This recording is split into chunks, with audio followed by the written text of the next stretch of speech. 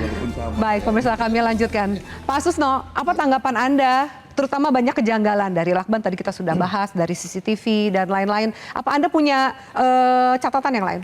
Nah, kalau seorang penyidik atau penyelidik senior yang berpengalaman, kejanggalan itulah yang akan mengungkap apa kasus ini. Ternyata kejanggalan-kejanggalan sudah terjawab semua. Dengan apa menjawab kejanggalan itu? Yaitu yang menjawabnya adalah benda-benda mati tadi. Iya. Bukan polisi yang jawab. Yang jawab apa? Benda-benda di sekitar di dalam TKP. Sidik jari, DNA, CCTV, mungkin hasil pembicaraan telepon, ditambah lagi dengan jawaban dari apa? Pisem. Jadi polisi nggak ngomong gitu. Yang ngomong itu adalah alat-alat bukti nih. Nah kalau polisi ngomong bisa nanti ada komentarnya. Oh dia ngelihat sedikit, oh dia gini. Ini enggak. Yang berbicara itu siapa? Iya. Apa?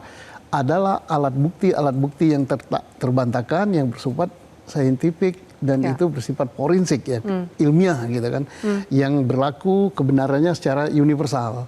Nah dicocokkan dengan alat bukti yang berupa keterangan orang. Ternyata cocok gitu. Kenapa keterangan orang itu kan yang paling gampang berubah dan paling tidak dipercaya ya. Tidak akurat. Iya, kalau untuk keterangan saksi bisa aja kita berempat ini mengatakan foto siapa yang di belakang kita ini. Kita sepakat di luar, oh fotonya Pak Susno gitu. Padahal bukan kan. Berarti kita bersepakat dalam kebohongan. Pak Susno, mungkin nggak ini dilakukan oleh seorang profesional, indikasinya adalah pembunuhan, tapi kemudian rekayasa TKP dilakukan menuju ke supaya terbaca sebagai bunuh diri? Kalau jawaban daripada pribadi semua mungkin, tapi kalau jawaban daripada alat bukti kan sepertinya itu pasti. tidak. Alat bukti tadi itu udah jelas sekali apa yang diuraikan itu.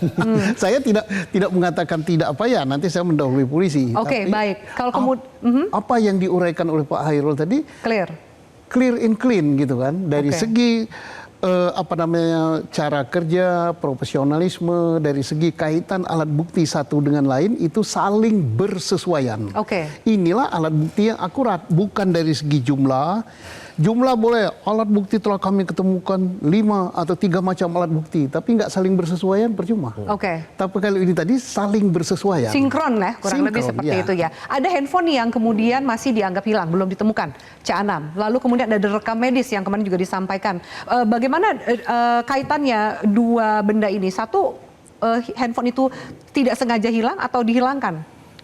Jadi sebenarnya kalau alat digital ya yang digunakan itu ada beberapa. Ada HP yang pada waktu peristiwa memang dipakai, berkomunikasi dengan semua pihak ya, termasuk dengan istrinya, dan HP yang sudah lama nggak dipakai. Ada laptop, ada 2 laptop, terus ada benda-benda kecil ya, flash disk, penyimpan data, itu semua dibuka. Tadi kami dikasih penjelasan sama teman-teman yang memang ahlinya di situ, teman-teman cyber di situ dijelasin detail, termasuk kenapa kok ini nggak bisa menemukan HP-nya. Iya, karena satu memungkinkan karena waktu itu kondisinya juga hujan. Dia bilang hujan. Lah kalau hujan ini HP-nya off ya, sesuai dengan rekam jejak yang ada di digitalnya off. Ya kena air ya dia bukan jadi benda elektronik, bisa jadi benda saja. Itu yang juga susah dilacaknya. Padahal itu sudah dibandingin dengan CCTV di titik-titik BTS.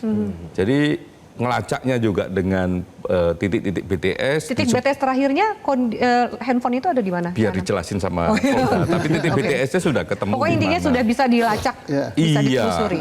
Rapi begitu.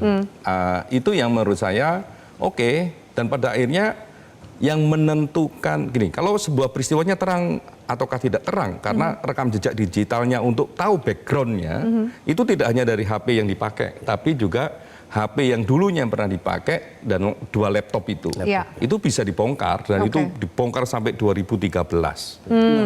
Gitu. Jauh sekali. Jauh storage-nya. Iya kan, itu kan tinggal dimasukin alatnya, dicek semua apa yang penting. Ya.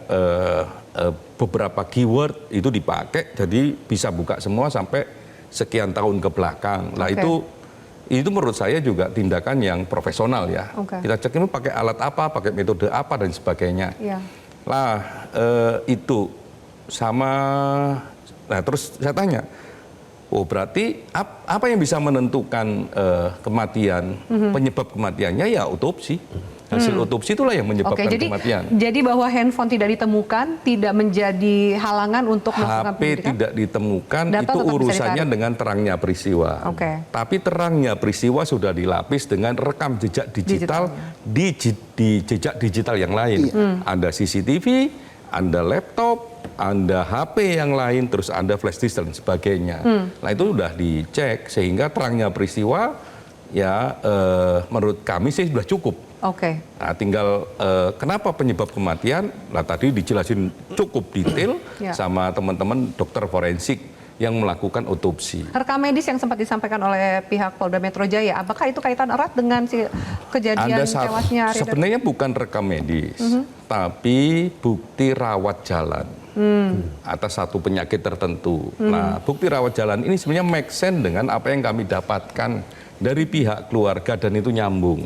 Dan nyambung juga dengan beberapa benda berupa obat, nyambung dengan rekam medisnya, dengan obatnya, dengan keterangan dari keluarga. Plus juga ternyata kami tadi cek, apakah juga ngecek ke dokternya. Dokternya juga diperiksa.